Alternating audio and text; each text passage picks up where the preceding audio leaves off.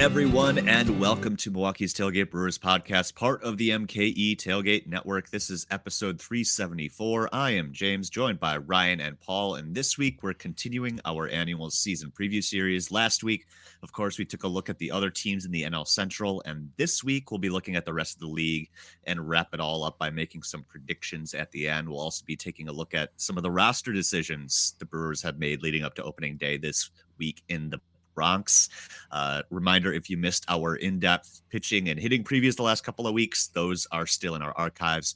Definitely worth a listen if you're looking for something to hold you over until later this week and as we get to opening day. But first, as always, how are we all doing? Do we have brackets? Do we do brackets? Are they busted yet?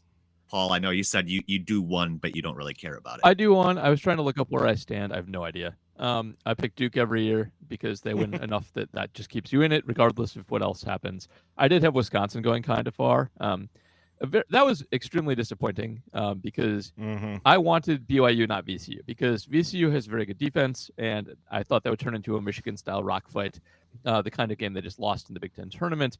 BYU isn't good at defense. They are a good offensive team. I thought it'd be a shootout that the Badgers could win.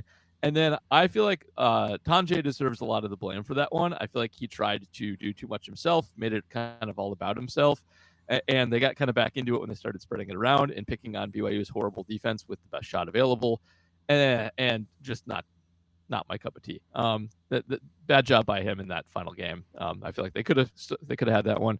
On Friday, I slept in the Field Museum of Natural History with one of my daughter's groups.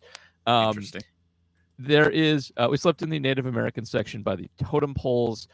There is a video playing in that section that has been playing there definitely for at least 35, 40 years. It's on VHS. It is well done. I have no complaints about the content of the video and want to make that perfectly clear. Here's the thing. It's definitely on tape. It's not like digital. And when you are doing an overnight in the museum at 10 o'clock, they turn off the lights, and this turns off almost all of the exhibits. What it does not turn off is that tape. Speaking with some of the staff there, the automation that's supposed to control it is broken, and no one knows how to fix it. And so there's a chance it's been playing continuously without stopping for 35 years.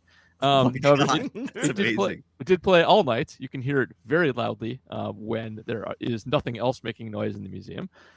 Some intrepid fathers eventually taped like a hat over the speaker, at least, which helped a little bit.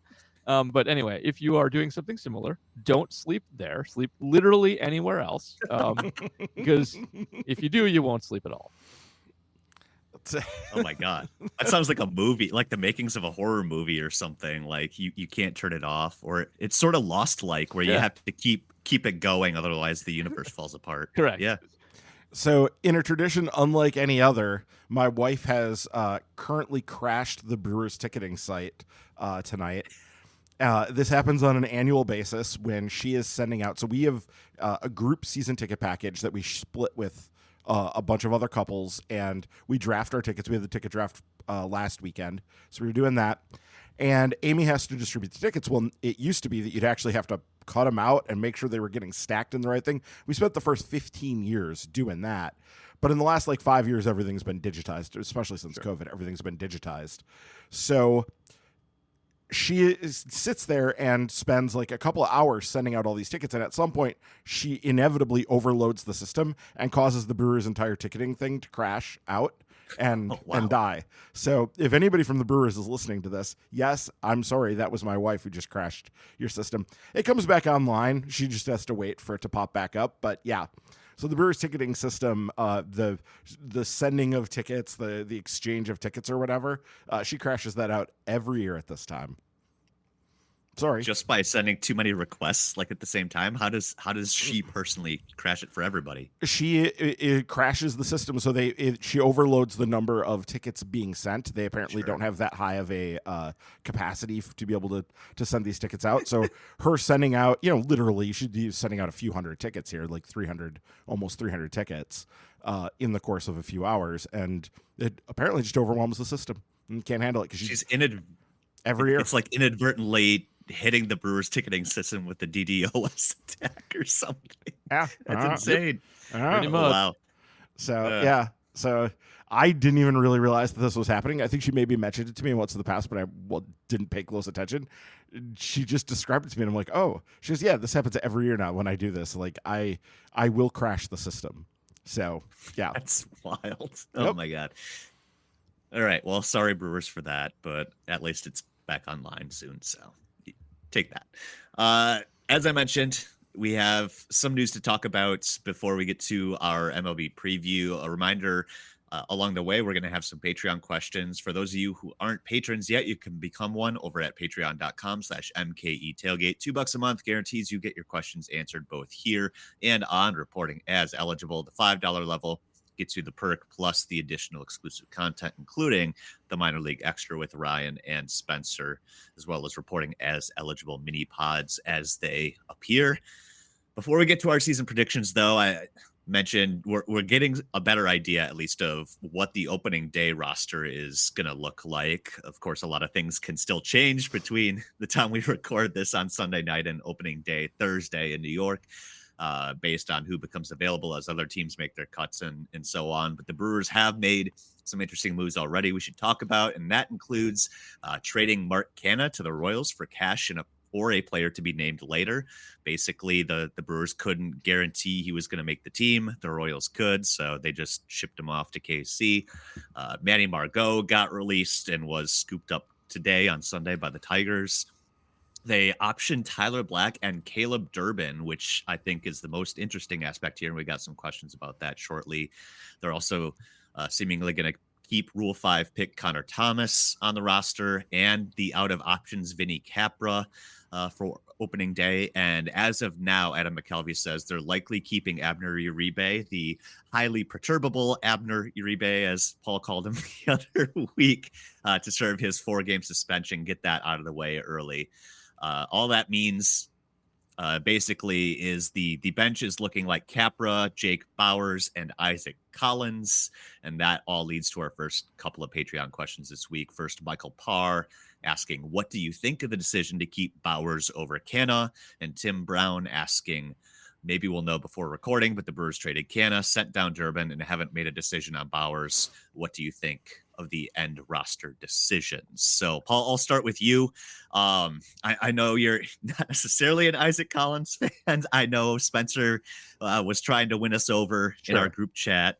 But I guess your thoughts on all that, whether it's Mark Canha not working out. I know you had high hopes for him. Well, maybe just hopes for him based on the low hopes of the rest of the lineup. But what do you think? It's a testament to the pathetic nature of the Brewers offseason that I was excited for Mark Canha in the first place. Right. But not without some amount of good reason. He was projected for like 2-ish WAR, which is more than they're going to get out of a lot of offensive players. And he at least has, first of all, the regular platoon splits, I assume, is what did him in. I haven't checked yet, but you can't have that on this team. So there's that. But no, I don't care for this. And yeah, Spencer tried to talk me into Isaac Collins, all of us. And maybe there's something there. That's possible, although that profile is whack as hell. But I don't like giving away a potential actual difference maker on offense who is old and maybe washed and not that good. And I will not believe that someone named Isaac Collins, who actually played for the team last year, and I had the same conversation at that point then too, is going to be anything.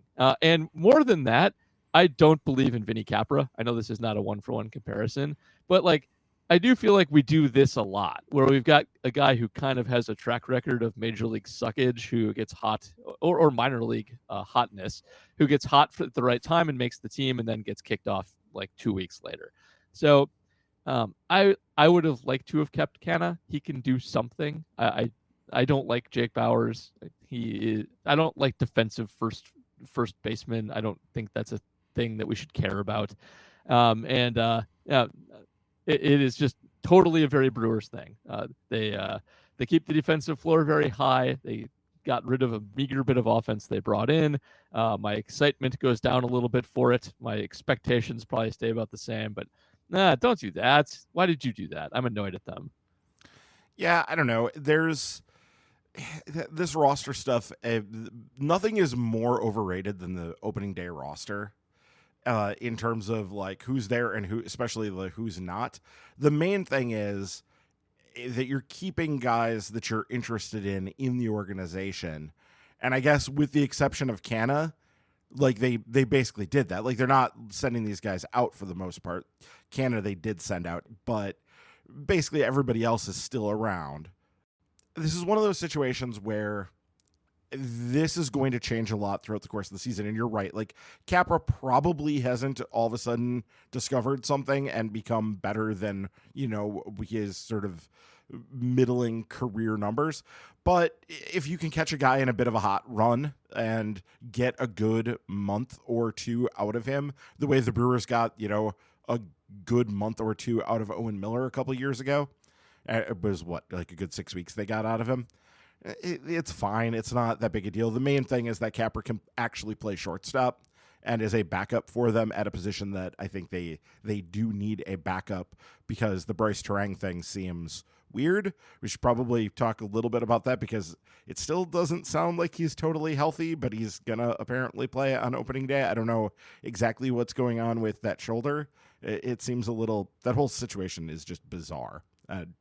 We talked about that mostly last week though. So this is just the initial bench is not going to matter very much because they're going to be changing it throughout the season. This is going to evolve and it's going to change. So I will take Spencer's point that Isaac Collins did. I'm looking at the numbers right now. He sent us the AAA StatCast numbers for him last year. Man, did he hit the ball hard last year in AAA. There's production there that he did do some stuff well. A switch hitter, and it has a lot of defensive versatility. That's the other thing, is he could play second, he could play third, he could play either of the outfield corners. Like he can go and play a lot of positions, I think, competently, and that's going to be useful for them, especially early on. But these guys are all going to have to perform. And are you worried that they sent out Andrew Monasterio as opposed to, would you have rather kept Monasterio and jettisoned Capra? I have no. Yeah, I would have rather have kept Marcana and jettisoned Capra. Or Caleb Durbin being optioned down Caleb is kind of the more 1-to-1. Yeah. Well, and the other thing too, Durbin will be back. He's not going to be gone long. Exactly. I would be shocked if he's gone long. But the Canna thing is just there's a lot more to Bowers in terms of being able to hit the ball hard and do those things than anything you could expect from Canna at this point. And the other underrated thing about this too is I think Bowers is playing some outfield and doing that. I don't know that Mark Canna can actually play the outfield anymore, really. I think he's almost like a first base DH only.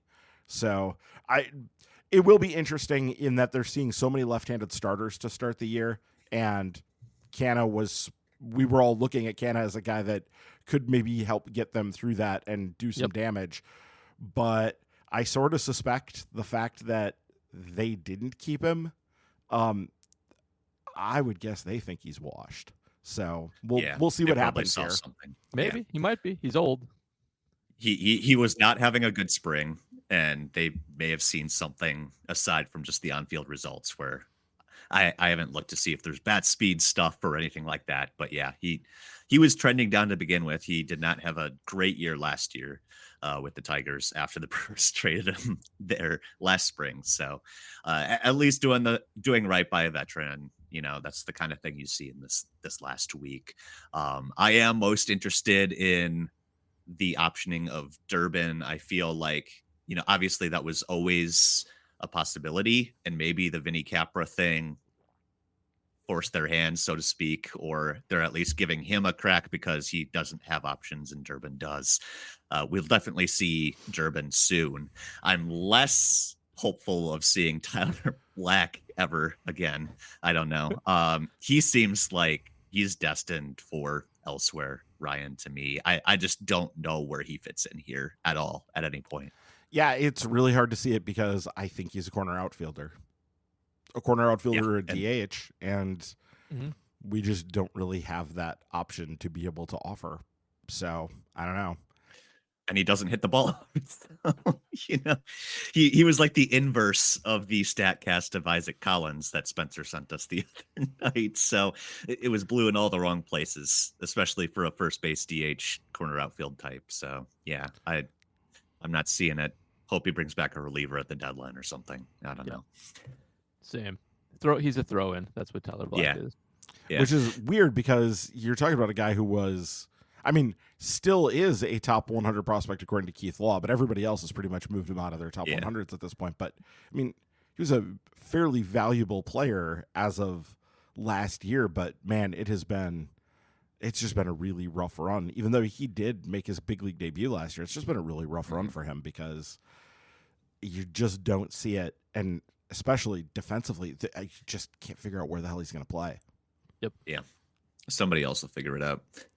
Jay Google, another Patreon question before I get to our other business for today. Jay's asking, who do you think has a higher offensive WAR this year, Oliver Dunn or Caleb Durbin? Paul, what do you think? Ollie's looking like your third baseman to start the year. Does he finish it that I'm way? going to go with Durbin. I know there's a case for Oliver Dunn. I do understand that is there. And I just don't trust that case. I've seen enough of Oliver Dunn at this point. I'm not all in on Durbin, but I want to see something else. So I will take him.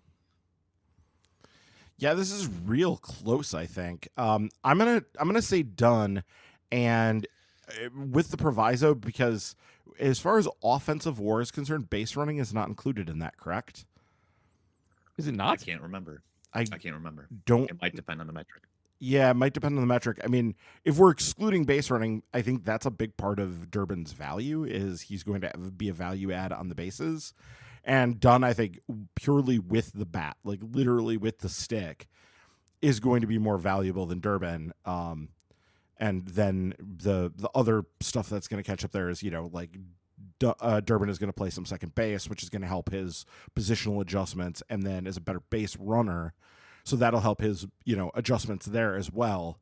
But I think just purely in terms of offense, like if you just take the offense, I think Dunn is going to be better than Durbin just because Dunn is going to hit from significantly more power. Both Fangraphs and Reference use base running runs in their calculations. So that is an aspect of it. Might explain as why part Bryce of offensive WAR? Yeah. Okay. Yeah. Which might explain why Bryce Terang was one of the most valuable Brewers at his point last season in terms of WAR as well. All right, let's shift gears to the MLB preview. We do have some other questions from Patreon that we'll circle back to at the end of the episode because they deal more with big picture Brewers predictions and that kind of thing. But for now, let's look at some of the other divisions across the league. We, of course, previewed the NL Central in some detail last week, so we will skip that this week. And as a reminder of what we all concluded, we all begrudgingly admitted that the Cubs should win the NL Central this year. They're just kind of clearly the best based on projections and just everything we talked about. So if you want to listen to more of that, that's the episode before this one in our catalog. But this week, let's start with the NL West, where we find the defending World Series champion Dodgers, and they are again the heavy favorites to win the division. In fact, Pacoda is projecting them to win their division by more games than any other team in baseball. Not super surprising there. They're coming in with a preseason projection of 104 wins. You don't see Pacoda spit out results like that very often, that far over 100. But as Jonathan Judge mentioned when we had him on the podcast the other month, he's finding it even more rare to see a projection as bad as Colorado's 107 losses. So I guess, Paul, my question to you is, which is more impressive, the Dodgers win total or the Rockies loss total, and what's more likely? So it's definitely the Rockies loss total. And the reason for that is that they're projected to win significantly fewer games. So Colorado's projected at 55.1 wins right now by Pacoda. The White Sox are projected to win 7.5 more games than the Rockies are. Mm-hmm. As a reminder to everybody, the White Sox were the worst team in the history of baseball. Debatably, the best that they were is the second worst team in the history of baseball last year. And I believe I'm not a big White Sox expert, even though I live here. They've made some minor improvements, and they will probably get a dead cat, the deadest of dead cat balances. But if you are projected to win that many fewer games than that White Sox team, you suck something awful. And I don't think the Dodgers is that surprising. The Dodgers spent an ungodly amount of money on every possible good player that was available. They also develop well. They have deferred money from Shohei Ohtani's contract and can just eat up a bunch of crap with that in the meantime. It's not that surprising. They're projected to win like 100-ish. 104 is a little high. 55 is really low. Yeah. So I think the Rockies is more impressive. I think the Dodgers are probably more likely to hit theirs than the Rockies are, because it's hard, honestly, as bad as the White Sox were last year, it's hard not to just luck into 55 wins. It really is. So I think the Dodgers are good enough that they'll probably approach that. They'll win 100 games. It's a matter if they win another 4. I think the Rockies have just a decent luck shot to get over that, but I mean, it's a testament to their futility and idiocy that that's what we're looking at there. Yeah, I think Colorado gets some help by the fact that, like, just eyeballing this real quick, it looks like they have Arizona, San Diego, and obviously the Dodgers projected to be 3 of the top 7 or 8 teams in baseball by wins. Only the Cubs, Atlanta, and the Mets. Nobody in the AL East. Well, like Baltimore, Minnesota are both kind of right around where those teams are at, like 87 wins. Yeah. And then like Texas, Houston are like 89 and 88. So they're all kind of bunched in there. Like Arizona and San Diego are legitimately probably top 10 teams. And part of the reason why it's going to be so hard, them and the NL East, why it's going to be so hard for the second place team in the NL Central to grab a wild card spot, just because both the East and the West are really, really deep. And so, yeah, it's and that could be playing into why they think Colorado is just like there aren't that many bad teams in the National League, period. Like, other than, I guess it's Miami and Washington. And I don't think Washington is that bad. I think Washington is getting better.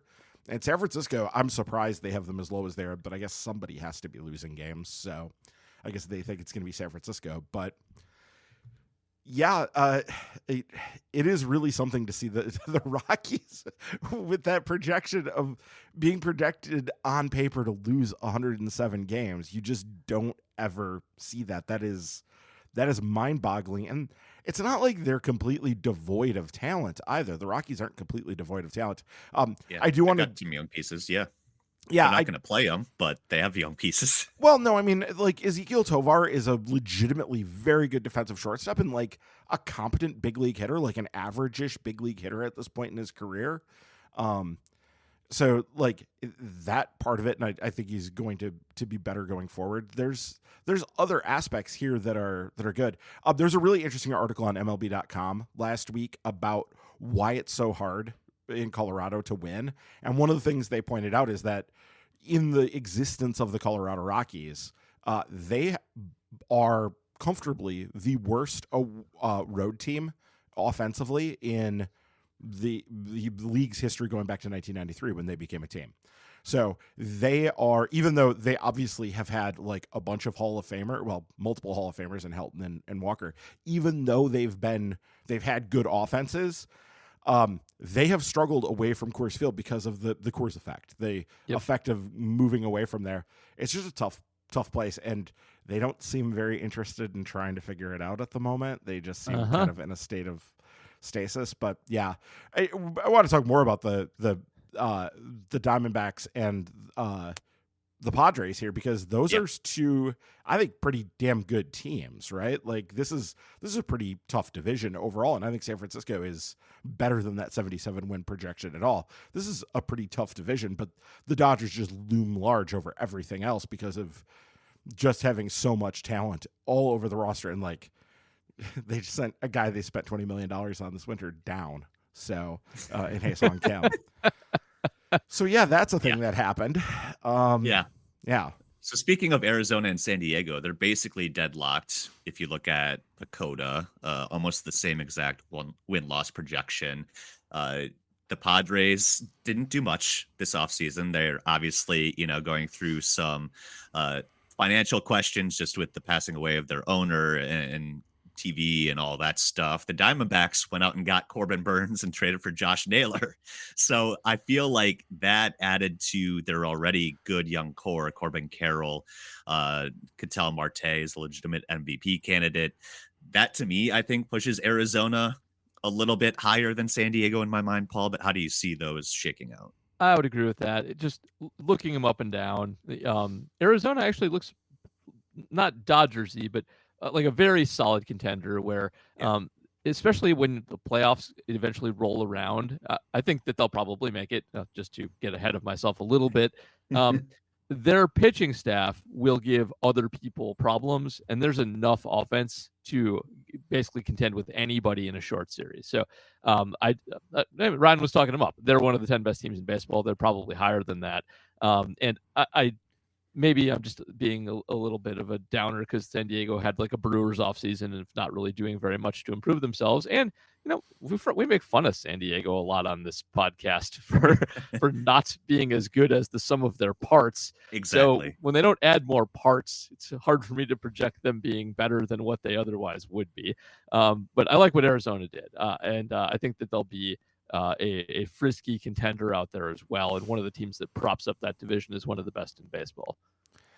Yeah. San Diego's interesting because they still there are a few teams that can match them for like the first 10 to maybe 15 spots on their roster. Like they do a very good job. And that's what Preller has obsessed with and spent all his time on is the top of his roster. And then you look at the back end of the roster and it's like, did you not know that you were going to need like 40 players? Because you're going to need, more than that in a big league season. And he's just been really, really bad at building up depth and building up stuff behind it. So, but I still think that the top of that roster is still pretty good. It's good. It's very good. Yeah. And so I would think that San Diego is going to be, a team to reckon with in the playoff race in the NL. I don't see them falling out of it early. I think that would be a surprise. Yeah, absolutely. And I think you're right that they're clearly 3 out of maybe the best 5 NL teams for sure.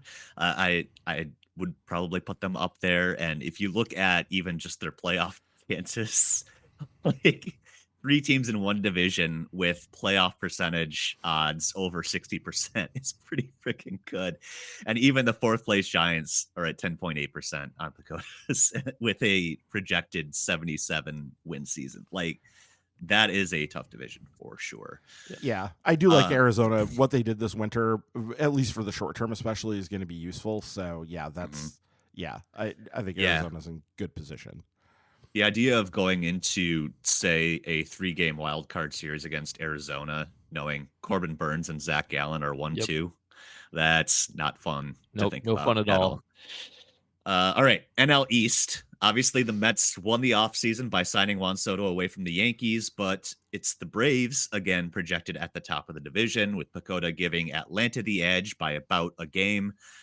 Probably not surprising considering how last season ended. They needed the doubleheader on the last day of the year to decide that race there and how that fell in the standings. Philadelphia still has its collection of stars, but they're getting older, showing signs of aging a little bit. So kind of understandable that Pagoda has them a pretty clear step below those two. So I guess big question here. Do the Braves continue to run the division, or do you think David Stearns has put together a roster with a little bit more depth than they were working with last off season and enough to grab the second bye in the NL is basically what I'm assuming the NL East winner gets, Paul. Do you think the Mets do it? I think it's close. If forced to put money down, I would probably stick with the Braves. I like their core a little bit better. It's nice to be building from established success already, and I want to resist the urge also to be like, well, it's the Mets. Of course, they're going to Mets it up because right. I do think that was true under the old regime, which was very dysfunctional. I do think David Stearns fixes a lot of those issues, runs a professional organization now with a lot of money, and that we actually have seen the Mets already start to take those steps forward. And so they won't be embarrassing Mets anymore. I think they know what they're doing now. And so I do think the Pagoda projection is probably pretty close because they're within like a game of each other. And I think that's probably where this comes down to it. I think that's probably about right. But I'd stick with the Braves just because they also know what they're doing. They've put together an excellent roster as well. I do think there is some risk there with some. I know I didn't talk about the Phillies, but there is a little bit of risk with a couple of guys aging out for the Braves as well. But they always seem to weather that pretty well. I'm not going to pick New York until I actually see it. I'm never picking the Phillies. I kind of hate them irrationally, not even irrationally. If you live long enough, everybody becomes your rival because eventually everybody beats you in a playoff game. It's why the Packers hate the Eagles and the Cowboys and a zillion other teams. And we've run into the Phillies on several occasions. But I do think that they're a step below the other two. And if they ended up kind of struggling a little bit and aging out of their spot and missing the playoffs, I wouldn't be that surprised. But I like the Mets and Braves at the top. I'll go with the Braves by a hair, with the Mets coming in second and making the playoffs. But I think they're the class. Yeah, I just love the Mets' depth. Like, especially you look at their pitching, and I go, man, it feels very, very David Stearnsy. Like looking up and down that they just. It looks a lot better than it did last year, I feel like. And I almost wanted to put them over the top, but I got to see it first. Yeah, and obviously the other thing, the Juan Soto of it all, like you're now putting another, one of the very best players in baseball and a guy who is truly a lineup changer, somebody you build a lineup around and an anchor bat in that lineup. I think Dan O'Dowd on MLB Network calls them aircraft carriers. Like he is the definition of that, and it just now makes that top end of the lineup just that much better. Think about how tough the Yankees were with Judge and Soto last year. The rest of that offense was actually kind of not great. More on that in a minute when we talk about the AL. But yeah, like they are just, that top of that lineup is going to be so good. And then there's the typical David Stearns depth. He has built it out. And I'm just looking at how many of these guys further down the roster here, like, Tyrone Taylor, Jesse Winker, Brett Beatty, Jeff McNeil. Brandon Nimmo would be a star on like half a dozen other teams. Yeah, Brandon Nimmo's really good. Yeah, but I mean, like, and these are just depth guys I'm rattling off here that are really like not counted on to be like a starter at any point. Yeah, and they are, it just an impressive, insane amount of depth. And so, yeah, I'm going to take the Mets to win this division. I think they do win this division. I think it's their time. And also just the Braves have that pesky thing of they're also kind of like low key, a lot like the Padres are in terms of not having depth, because they just like, they run their guys out there for like 160 games a year. Yeah. They play all the time. And when they've had to go deeper into the bench, it has been difficult. Now, they were so hurt and so banged up last year, and they still managed to, like make the playoffs and edge out the Diamondbacks by one. Like, so you shouldn't forget that like even as banged up as the Braves were, they're still really, really good. But David Stearns, I just am not going to bet against David Stearns, and he got his guy. Like, they got Juan Soto, they got the guy that they were after, and that was after, going much further than anybody anticipated them going last year. So it just seems like this is now, they're turning into the perpetual motion machine that was predicted here. Now it's just a matter of Stearns building up the rest of the organization and getting all of it really cranked up and running the way that he wants it. Yeah, and you guys mentioned it, the top of that lineup specifically, just the profile of the guys they have there. This is going to be like mid-2000s Boston Red Sox levels of grinding opposing starting pitchers to dust. Like, they're going to take a ton of pitches. They're going to wear you out. They're going to get to lower quality pitchers very quickly, and that's how they're going to win a lot of games. A team that's not going to win a lot of games are the Miami Marlins. They are projected as the only other team in baseball with 100 losses by PECOTA, 101 losses. So again, it's not the 107 losses of the Rockies, but it's very rare to see PECOTA go as far as to project a 100-loss season. Some of that, again, like the Rockies, might be a function of the division they're in, but also, that roster does not look good at all. They sat on their hands almost all winter. It was a very Marlins off season, Paul. They're just kind of existing In some right ways, now. they may be more impressive than the Rockies. So 107 is a lot for a projection system, which does put the Rockies over the top. Like projection systems like to put things in the middle, not at the ends. But Miami's got Washington there to beat up on, and Colorado doesn't have that. Like San Francisco is okay. Being again ranked worse than the White Sox is impressive in its own right, and in a division that's not quite as good as the one Colorado is in. So, they're Miami's not good. We all know that. We've already spent too long talking about them, but this should I be an know, but I just interesting. had to bring it up I because know. it's rare that I see 100 loss projections. It's pretty but crazy. It'll be yeah. interesting to keep an eye on the futility of like the three major feudal teams that are out there. Yeah, the Marlins do have some pitching with Sandy Alcantara coming back. Right. Cal Quantrill, Max Meyer, Ryan Weathers is currently hurt, but he'll be coming back. Yuri Perez should be back sometime during this year as well, I believe. Edward Cabrera, I'm not sure what the situation with Cabrera is, but like they actually do have pitching. Like that's a thing that the Marlins have been doing. And so, yeah, that lineup is one of the worst you will ever see. It's really bad. It's It really looks like bad. it was computer generated. Everybody's name is a mix of better players' names. Xavier Edwards had a good season last year, but we got to see if he can sustain that for another year. Connor Norby, I do like, but he's banged up. I don't know what his injury. Oh, he day to day. Okay. But yeah, there's just a lot of guys here that are not going to hit like at all and are just not good.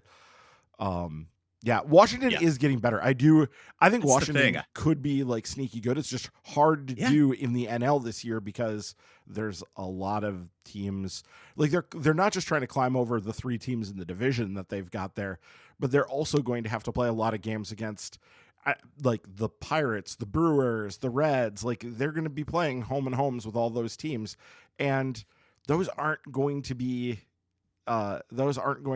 easy games. So it's going to be tough for them to really get going. But Washington is a team on a pretty steep ascendancy, and I think they're about to spend some money.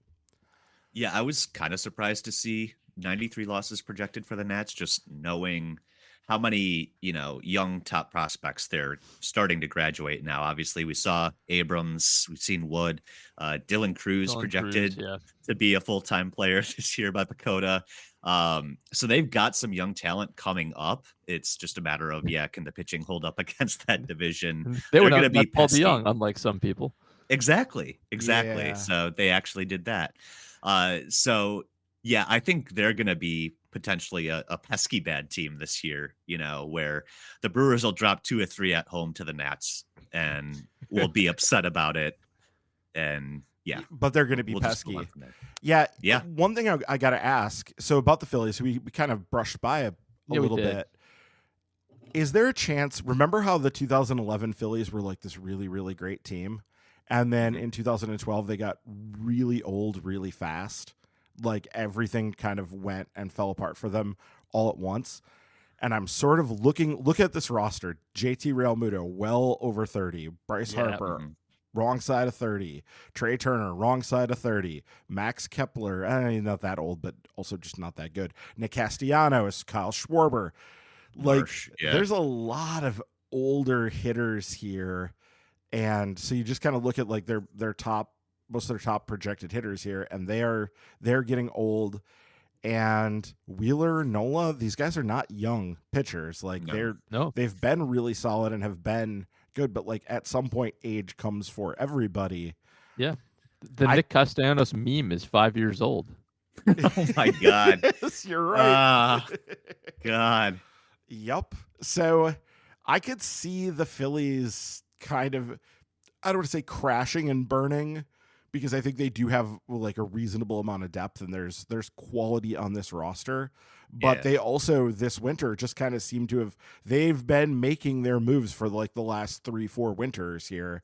And I think they kind of got to the point where it was like, well, no, we got to stop and we got to pull back a little bit here.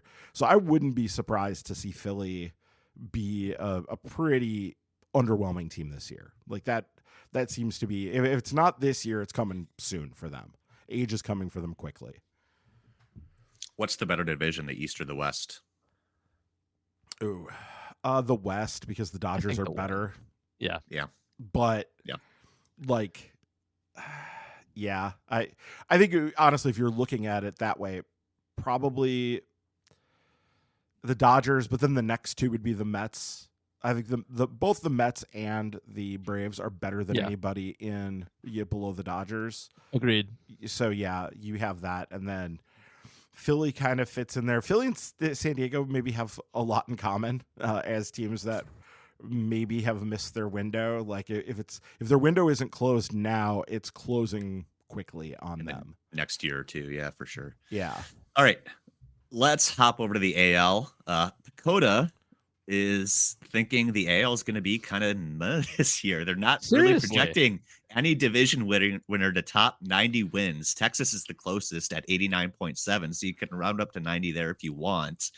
But I guess does this like middling mediocrity, Paul, say anything about how maybe balance of power has shifted more towards the NL as opposed to the AL in recent years? So definitely that. And part of that has been the buying of stars by the NL more than the AL.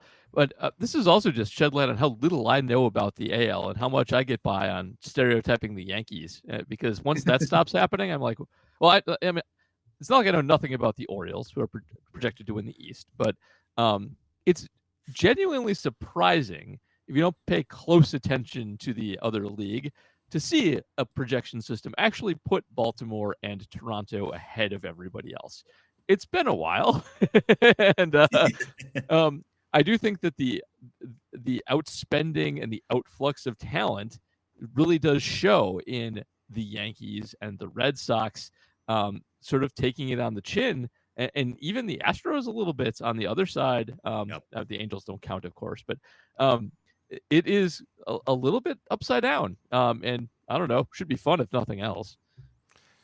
Yeah, there's also like the projection systems vary wildly on this, because if you look over at the Zips projections over on Fangraphs, the MLB playoff odds over there, they have the Yankees as winning the division. They have the Red Sox in second, and then the Orioles, Blue Jays, Rays in that order, wrapping it up. And I kind of think that it could go any of these directions. The Yankees are just so hurt. Like, they have taken it so hard in terms of losing injuries. Cole is a very significant blow for them. Yeah. And just, then they're also counting on Max Fried, who has not been the picture of health himself. Carlos Rodon, who has not been the picture of health himself. Like, correct. It's a lot of guys who are hurt. They're sort of counting on to get through this. And yes, they have spent, and yes, they have depth, but this could just go in a lot of different directions. But then you look at it and it's like, well, the Orioles have been the team that everybody is screaming at, with them and the Mariners are a team that everybody's screaming at. Will go, why aren't you doing more to try to win with this window that you have? The Orioles, because they have this supreme collection of young hitting talent, and the Mariners because they have the supreme collection of young pitching talent.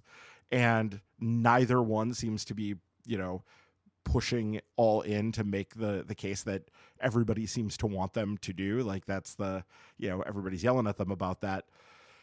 But man, this division, you could honestly make a case to me for any of these teams. I guess the Blue Jays are the team I would be most surprised, but you honestly shouldn't be, because they're all so flawed. Yeah, every single team. Look at their roster up and down, and like the Blue Jays have a ton of talent too. Like, there's a lot of talented players on that team.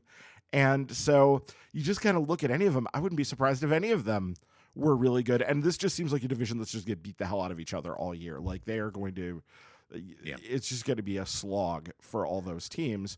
And they also really have the situation where there aren't a lot of bad teams in that league either. Like, outside of the White Sox and the Angels, I guess the Athletics, like, everybody else in this league is, like a pretty decent bet to do something. So it's just a very, very clustered. Ben Lindbergh brought up a point on the bold prediction episode of Effectively Wild this week, and was saying that his bold prediction was this will be the year that the most teams finish over 500.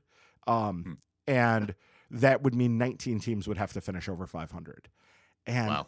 I think he, like, honestly, if you look at like the Fangraphs and the Pacoda projections, like, I think it's actually projecting that like 19 teams are going to finish over 500 because there's just this handful of really awful teams and everybody else is kind of clustered in the like 81 to 80, 86 like range. There's so many teams that are projected to be just on the edge of that playoff contention because that's what teams are kind of building for at this point.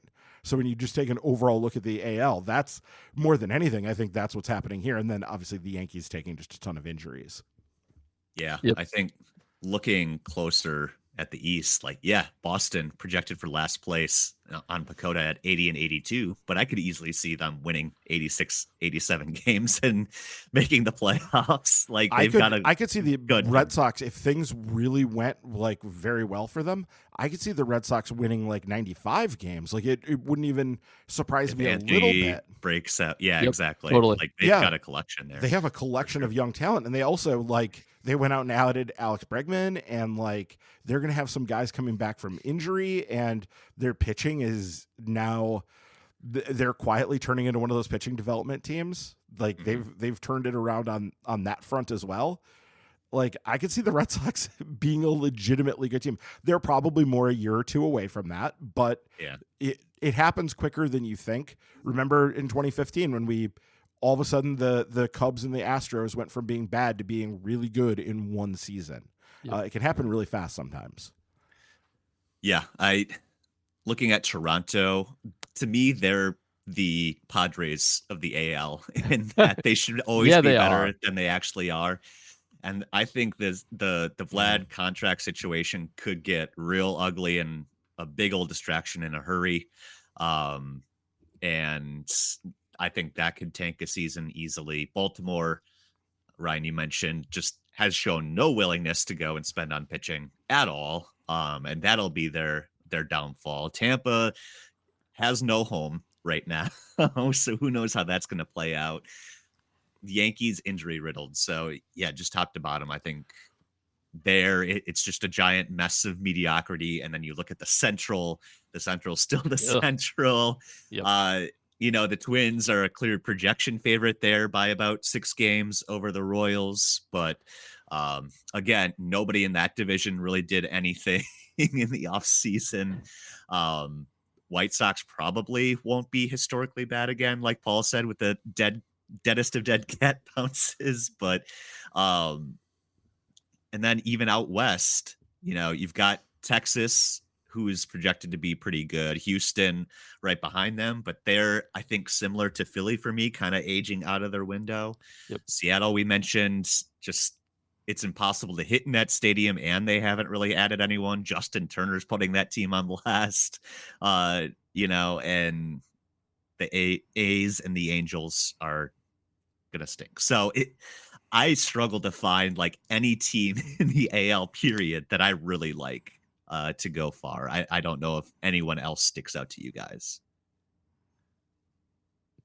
It's tough. It is. Yeah. So like the usuals I think aren't likely to be great. Everybody is so flawed. That is the major problem. And like the Twins have to be one of the most underwhelming 6-win division favorites I've ever seen in my life. Like the projections are they're going to run away with that thing. I mean, relatively speaking, they're not that much better than the Royals are. Really not that much better than the Guardians are probably either. But that is very, very underwhelming. And it is just a ton of absolute mediocrity. It probably leaves a lot of opportunity. Like if somebody's going to get the 1-year turnaround unexpectedly, there's ample opportunity for it in the AL. If somebody just is healthy, you can, I think, probably gain 10 games like nothing on people. But I don't know. It's kind of underwhelming too. And I don't like anybody. Like I would like to like Toronto because I feel kind of bad for them and I want to root for Canada. But I don't know. They do strike me as very San Diego-y. I guess I kind of like Baltimore, like Pacoda does, more than everybody else does. Even though they haven't taken like the extra step free agency wise, they're not like the Brewers where it's unlikely they're going to get like a big, huge, like the Brewers will get the Churio jump, I think, but that's kind of it. I could see Baltimore actually naturally evolving into a next step, excellent team just through youth maturing. I think that's possible for them. And so I think it's a little bit overstating to say that they needed to go out and spend a bunch of money in free agency. I think they could have done that, and still that's something wise. But they I think could be dynamite, possibly, but not. It's very, very mediocre over there, and I got nothing there. I would have liked the Orioles a lot more if they had kept Corbin Burns. I think that solves a lot of the problems, but I don't know. Yeah, it is interesting because you look at it like Grayson Rodriguez getting hurt and that being like, I don't know exactly what the situation is for the elbow there, but I don't think he's having Tommy John, but it's that is a big problem. But like when Charlie Morton is your second highest projected innings total, he's 41. He's 41. Come on. Like them doing? and Eflin, Zach Kremer's probably pretty decent, but they do have some young guys too. Like Kyle Bradish, I think might be coming back, but like Cade Povich, I like reasonably well. Kyle Gibson is just sort of reasonable innings. I think one of the things that they can do and they can get from this team is the fact that offense might just like go out and there will be runs where their offense is scoring like 9-10 runs in a night, and they're just going to be like hammering teams, and that can take some of it can ease things for the pitchers. It can start to make it like less important. They just need to kind of get innings and then they're fine and basically just keep the ball in the park. And even though Baltimore has moved in, it's not back to like its ridiculous phase that it was back when that place used to be the bandbox. So I don't know. The Central is like, the Central is it's a different kind of like a mediocre blob than the East. The East is like a mediocre blob because a lot of things have just kind of gone wrong, but most of those teams have had like a pretty good plan in place and are trying to do things. You know, the Yankees, the Red Sox, the Orioles, obviously with this great young farm system. Toronto has, been trying to do stuff. The Rays are, just the Rays. Like the Rays are one of the best organizations in baseball. The Central is just like, last year they were so propped up by the fact that like literally they had three teams make the playoff. Well, two teams, both the White Sox the Royals and Tigers both made the playoffs because the White Sox were so bad. They just got to beat up on the terrible White Sox, and that was why they made it. But man, like the Royals jumped 25, almost 30 wins from 2023 to 2024. I bet you that plexiglass is backwards the other direction, and I think I really like the Royals to like go well under their because like Vegas has them in like the low 80s for wins, and I'm like, nah, let's go in the other direction. Well, and Pagoda has them at 81.7. I think easily take the under on that. Cleveland always gets underestimated. Like obviously Cleveland is very much the Brewers. They've just been doing it longer than us. And I feel like there's a good chance Cleveland just wins that division again because that's what they do. And Minnesota is so underwhelming. And also, I don't know if you saw it, but Royce Lewis is hurt again. And like, it's already the annual Minnesota, MASH unit has already started, so that's not great. Like, did we want to talk about the West? We'll get to the West next. We kind of breezed through it, but I feel like the Rangers are projected at the top there, but their pitching is so injury avoidant dependent. Like, I know a lot of hype about Jacob deGrom coming back, and he feels better than he's ever felt before because every pitcher who returns from injury feels better than they ever have before. You got Nate Eovaldi too, who is also not exactly the picture of durability. They'll score a lot, I'm sure, but I don't know how that plays out. Houston, they shuffled some pieces around. They obviously didn't bring back Bregman, but as far as I'm concerned, maybe it's their division until somebody beats them for it. I don't know if you guys feel differently or strongly at all about the AL West. I feel like the Mariners are like close to being okay, but I also feel like they've been that way for a while, so I don't necessarily want to push them quite. And projection wise, they're right there with Houston. So there's math for this too. And one thing I'll say about the AL is there are so many teams projected so closely together and that are so mediocre that like if a team like the Mariners stays healthy, gets hot, there's no reason they can't jump up and win this thing either. They're close enough to do it. Yeah, I just think looking at it, I'm looking at the depth chart of the Astros. I think this is the most complete team in the division still because honestly, like Yordan Alvarez is still probably the best hitter in the division. Yeah. And Julio. But Julio, Julio, the Seattle of it all. And but like Isaac Paredes is really pretty good and projected to be like a 4-win player this year. Christian Walker is like a 3-win player. Jeremy Pena, good defender. And then over on the pitching side, they have like Framber Valdez and Hunter Brown. Hunter Brown he had a terrible April and then was like one of the best pitchers in baseball after that. Like they legitimately have a couple of aces at the top of that rotation. And then they have some depth behind it. I think I don't trust their closer. I get it, but they also have like it's not just him in that bullpen. There's Brian Abreu and Taylor Scott, Brian King. Like there are some other guys who are capable of doing some stuff in that bullpen. I think it's still the most complete team in the division, and they just won't go away. They won't die. They just will not. They will not exit the stage. People thought they were doing it last year. I thought they were doing it last year, early on when they were so bad out of the gate, and then over the last 4 months they were same old Astros again. So yeah, I think it's the most complete team in the division, and I kind of hate it, but I have a hard time picking against them given just.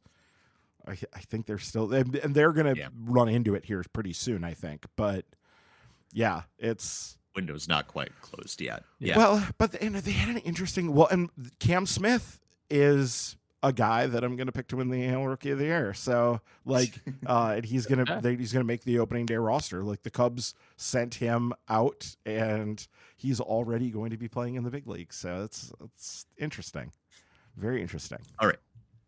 Let's wrap it up, pick some division winners and some award winners here. So who are your division winners and 3 wild cards in the AL if you had to pick, Paul? Ready. I will go. Wild cards are going to be the hardest thing here. Yep. That's going to be a tough race.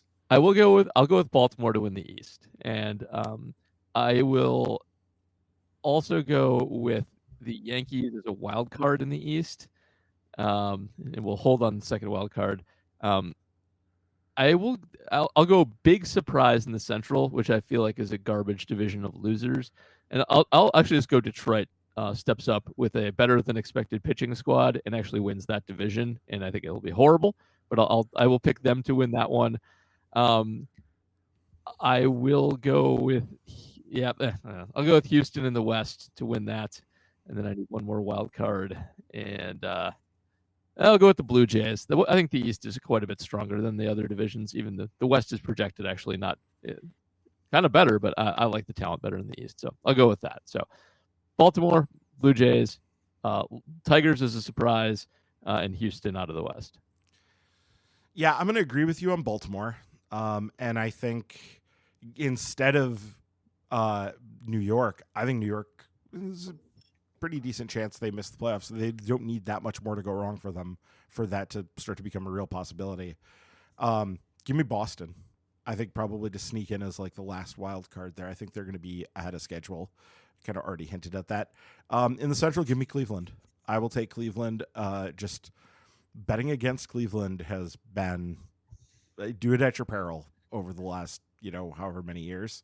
So I'm going to take Cleveland. I think Detroit is probably second place for me in that division. And Minnesota does have really good pitching. They have a very good pitching staff. So, but I'm going to stick with Cleveland, and they'll be the only representative from the AL Central. Things will go back to more normal from that because Chicago will be quite so bad that it'll just put the rest of the division to the damn playoffs. We just talked about it. Give me Houston in the West. And then both Texas and Seattle to make it as well from that division. So I think they're going to get to fatten up quite a bit. I think the A's could actually be surprise competitive. They did some things this offseason. And that lineup is actually kind of good, like sneaky good. Like I would rather have their lineup than our lineup, I kind of think. Just in terms of the batting. I don't think I would rather have their like the fielding and the positional, but if you could just take the hitters, I think that lineup is pretty scary at this point. So but yeah, the rest of it's just not there for them. They just don't have the rest of it figured out yet, and they're not particularly trying at this point. So though they did go out and spend a bunch of money this winter, but that was, because they were forced to. Yeah. I'm mad at the A's because they're manipulating my service time in MLB The Show 25. So we'll move on from that. Your personal service time they're manipulating? Yes. Yeah, my guy. He's a third baseman. They've got nobody there. They're sent me down after a month to play Gio Urshela and Tank. No, screw them. All right. For me, I like the Orioles in the East, Astros in the West, like you guys said. My wild cards are the Mariners, Yankees, and the Rays, because similar to Cleveland, as you said, Ryan, bet against the Rays making the playoffs at your own peril. Mm-hmm. And my surprise is the Kansas City Royals winning the AL Central. I disagree with everything Ryan said about them. I just really, and this will come through in my award picks. I think the ceiling's really high for Bobby Witt. I really like Cole Reagans. I think they've got some pitching there, and that division as a whole is just going to be pick a name from a hat. So why not the Royals, even if it's only like 83, 84 wins? So that's kind of my pick there. I guess awards. Who do you have as MVP? I already tipped my hand. I have Bobby Witt Jr. because he almost won it last year if Aaron Judge wasn't a thing. So Ryan, who do you think is the MVP of the AL? Well, I'd really like to pick Gunnar Henderson, but he's already a little banged up. It looks like it's a minor. Yeah, you know what? Screw it. I'm going to go with Gunnar Henderson. I think he's been one of the best players in baseball for a couple of years now, and I think this is the year he gets his flowers, as it were. Good pick on the young guys. Man, so you broke my thing of just looking down at who's young and awesome in the WAR spreadsheets, and you took the top two, you guys.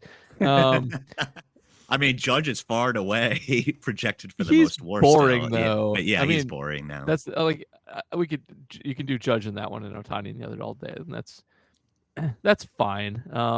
I do like Bobby Witt a lot. I think he's awesome. I like every game I've ever seen him play, he's done something incredible. Nobody else is good or plausible, though. This is annoying.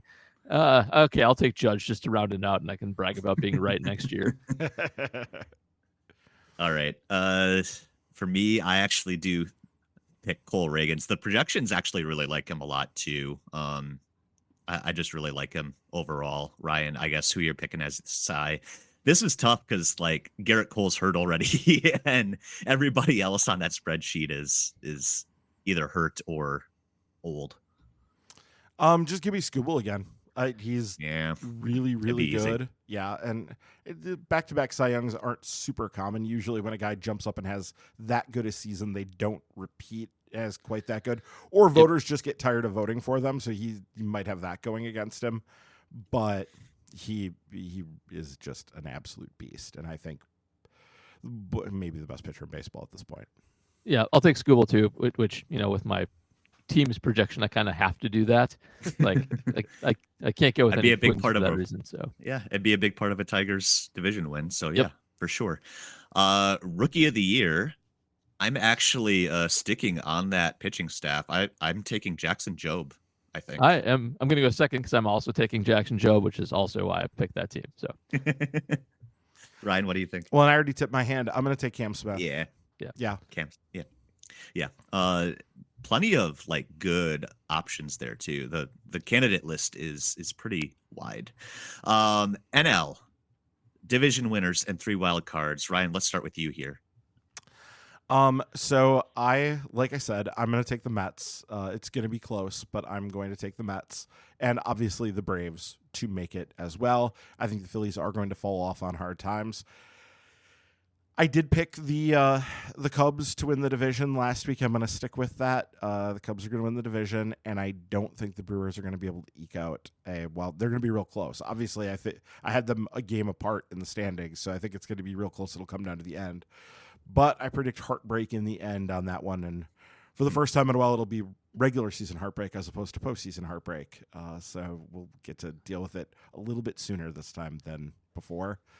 And then in the West, obviously the Dodgers, and then I think the other two, the Diamondbacks and the Padres, will round out the wild card position. But I think the Brewers are going to be right in there. Like, they're going to be, I think, right in both of them. But I should probably have the Brewers edging out the Padres, but I will stick with it. I'm going to have the Brewers out of the playoffs for this one. All Winning, was it 88 games is what I said last week? 88 games and losing by 1 to the Cubs and probably finishing like a game or two out of the wild card. I'm super chalky, at least Dakota chalky. I will pick Atlanta out of the East, as I indicated in my preview. I will take the Cubs in our division. It's hard not to. Take the Dodgers in the West because everybody should take the Dodgers in the West. And I'm going to go with the Mets making it out of the East as wild card 1 and the Diamondbacks making it as wild card 2. And that's very, very chalky. But honestly, I think there's a little bit more separation here. Like it wouldn't be that surprising if San Diego jumped up or the Phillies jumped up for sure.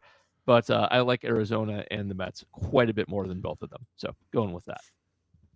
I am taking the Mets in the East. I'm just worried about the Braves pitching. I don't think Chris Sale repeats that season again. It's just a starting pitching health situation. As we talked about, the Mets are just too deep. And then it's kind of chalk the rest of the way. Yeah, Cubs in the Central, Dodgers in the West. I have the Braves, Diamondbacks, and the Phillies as my last wild card team. So none of us picking the Brewers to make the playoffs this year, which is a bummer. But if you look at the numbers, you just can't do it on good rational thought. So, all right, awards, MVP. I mean, if Ohtani pitches, he should win it. But if we institute a no Ohtani rule, I've got Juan Soto because I'm going to keep picking him until he finally wins it. What do you got, Paul? Just trying. That would be no. You know what? I'll do it. I will go with Kyle Tucker.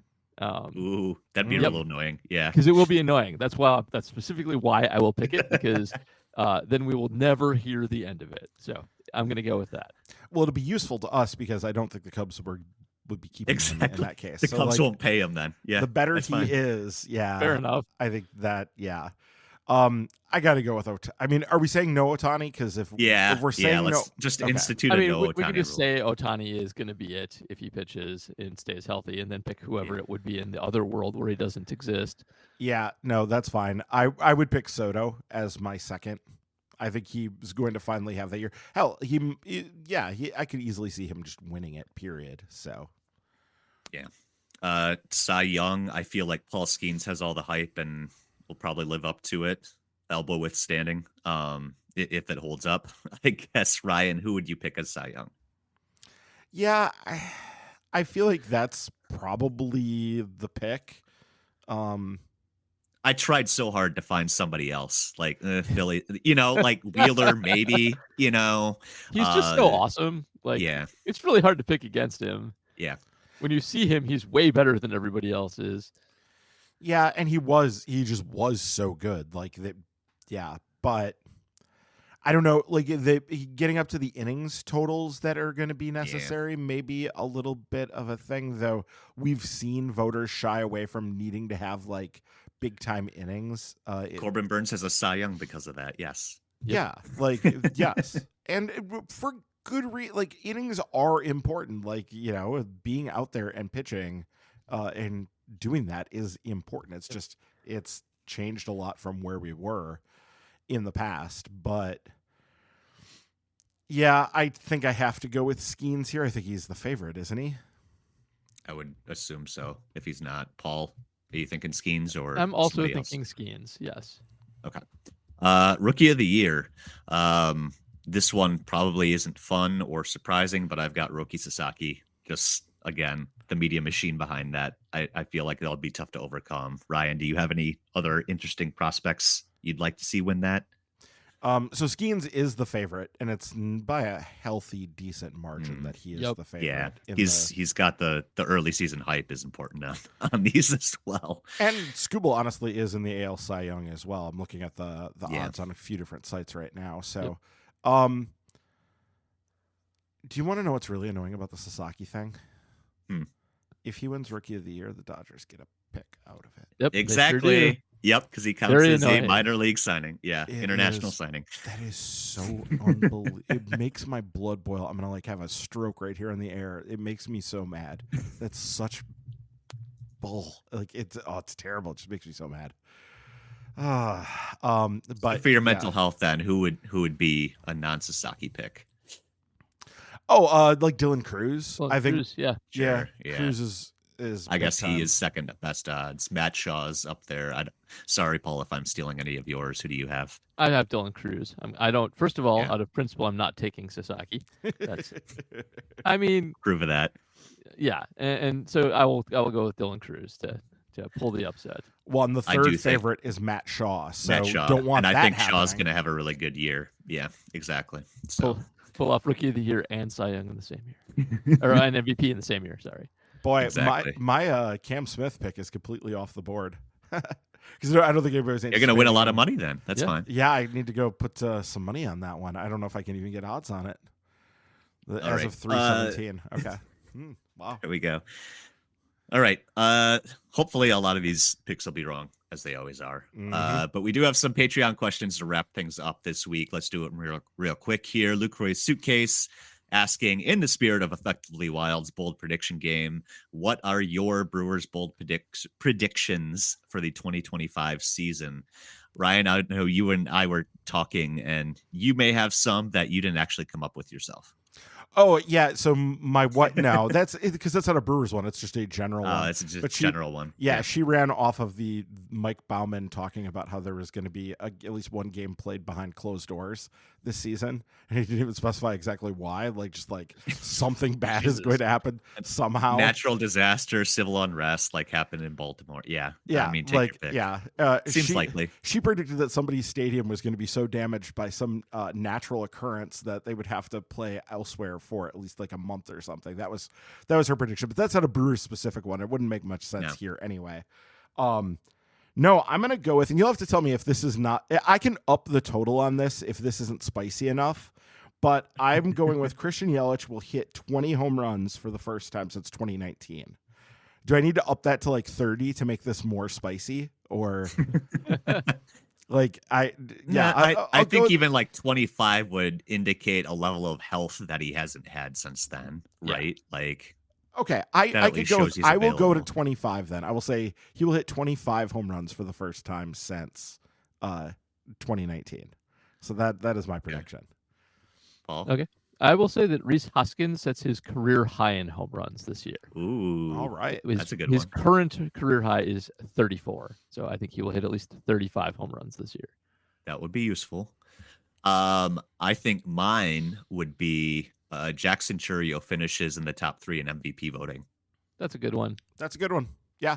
And I think any of these are fairly plausible. Plausible. So maybe they're not bold enough. Well, bold would be Jackson. Jackson Churio wins MVP over Shohei Ohtani. That's insane. I don't know. Well, are they supposed to be so insane? Are they supposed to be I don't know. Off the charts? What's bold? We're all too analytical. We can't get irrational here. So, I don't know. Freddie Peralta wins the Cy Young. Whatever. I don't know. Garrett Mitchell has over 7 WAR. How about that? Ooh, I like that. I can see Garrett Mitchell leading the team in WAR as a thing. Sure, if he stays healthy, that could happen. Yeah, right. Yeah, but the difference between 5 and 7 is a lot. So yeah. I would take that as a bold one. I'll accept that answer. Let's move on then. Okay. We've got the next couple are similar, so I'll just take them together. Tricky Henderson asking, when the 2025 Brewers hoist the NL pennant in October, what will you look back upon and say, wow, we never saw this coming? In other words, what will have had to have happened for such a hoisting, in your opinions? You guys are the best podcast. You guys are in the best podcast shape of your lives, by the way, if nobody's mentioned that yet. I don't know if I would agree with that, given my diet over the first 4 days of March Madness, but thank you. Brian Polakowski then also asking, the Brewers win the World Series this year if, and Ryan, please no cop-out answers like they just have to win playoff games. So, as the famous hedger here, I'm just going to call you out. If the Brewers win a pennant or World Series, what improbable thing happens, Paul? So I think a lot of it is health related. You will need Yelich to be healthy for like 3/4 of the season, and in particular the end of it. We'll need the not unexpected, but you'll need, I think, the proper jump from Churio into like a top 3 MVP candidate. You'll need Contreras to do a little bit better across the board than he did last year. He was awesome last year, but I think you need to elevate a few more home runs and improve your defense just a hair. And you probably need to get Woodruff back somewhat soon and have him be pretty good, if not great. And you need to not have a guy like Tobias Myers miss like 5 months of the season with who knows what oblique injuries can bring to the table here. And on top of all that, you probably need one of the third basemen to jump up and be average. Caleb Durbin jump up and be average. Ollie Dunn actually figure his stupid bat outs and start hitting the ball at the front of the plate and get his bat up to average. Something like that probably needs to happen too. So I think you get all those, then you become quite good pretty quickly. If you lose out on some of that, then you are probably more of what we expect you to be. Yeah, I think probably the biggest thing is like Jackson Churio becoming like a legitimate MVP type player would be huge for this. Obviously somebody jumping up and becoming like a running mate for him. Garrett Mitchell being healthy and being really good that we already kind of talked about. Sal Frelick like turning into, he was a 2-win player last year, but like all of a sudden becoming like a 115, 120 WRC plus type player. Sure.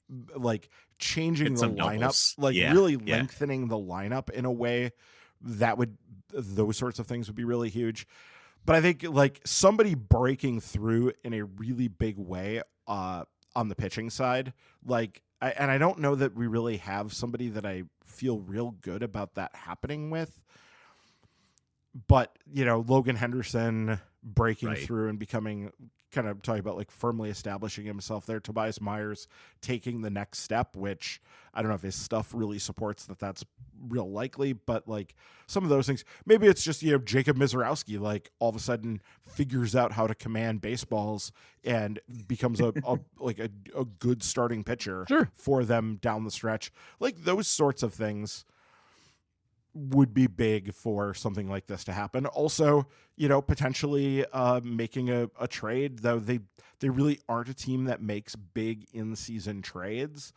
With the exception of like the one time they went out and got Willy Adames and he was a transformative player for them.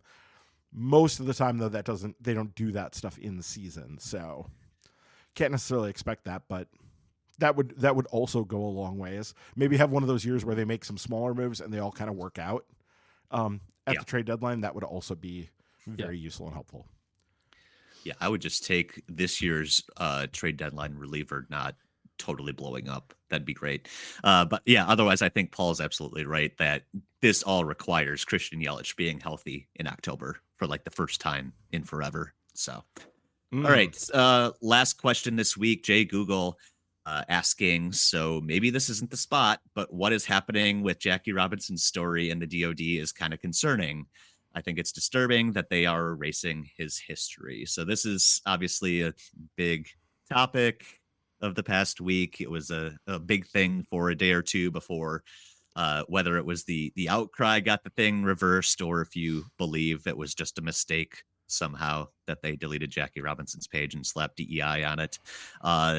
Paul, any thoughts on this whole stupid controversy? Yeah. The main thing is you shouldn't be concerned about Jackie Robinson's page being taken down. You should be concerned that you noticed that Jackie Robinson's page was taken down because you know who Jackie Robinson is already. This was likely not concentrated and not specifically picking on Jackie Robinson. In fact, it's probably the opposite. I suspect if the administration had it to do over again, that they would have definitely not touched Jackie Robinson's page and proceeded to do everything else they did that was similar. This exercise is, I think, probably not being done by individuals hunting and pecking through federal websites. This is being done by likely AI-driven search engines, certainly index-driven search engines, with instructions to find anything that resembles the administration's definition of DEI, which is just a dog whistle for the same racist garbage that they always come up with dog whistles for, new ones every 10 years or so, and scrub all of them in a big, huge purge. And what you should be cognizant of is that there's a lot of them that aren't Jackie Robinson that you didn't know, and now you never will, that were close to, if not as important, and that is gone now. So that it is still a big waste of time for the government to be doing that. It is evil for the government to be doing that. But what you should all be recognizing, you shouldn't be mad that they're besmirching Jackie. Of course, they're besmirching Jackie Robinson. They're a bunch of racist assholes. What you should be concerned about is all of the things that you didn't notice are missing, and there are now quite a lot of them. So that's my take on it. Yeah, 100% echo everything Paul said. I want to talk more specifically about Jackie Robinson because you guys, I think, know, like every April 15th, I always do something. Used to be on Twitter, now it's on Blue Sky.